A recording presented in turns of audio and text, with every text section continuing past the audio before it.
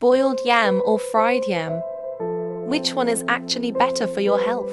The answer may be simpler than you think. Yam itself is a starchy food that provides carbohydrates, which your body uses for energy, but the way you prepare it can change the overall nutritional profile of your meal.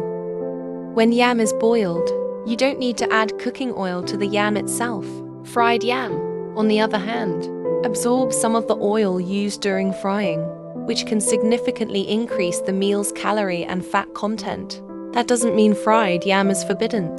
It simply means that if you're trying to eat lighter or manage your calorie intake, boiled yam may be the easier choice.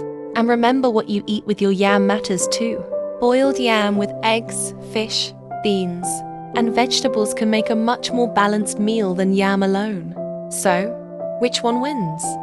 For everyday healthy eating, boiled yam generally has the advantage, but you don't have to fear fried yam either. Enjoy it occasionally and pay attention to your portion. Healthy eating isn't about never eating your favorite foods. It's about balance. Thanks for watching. See you on my next video. Team boiled yam or team fried yam?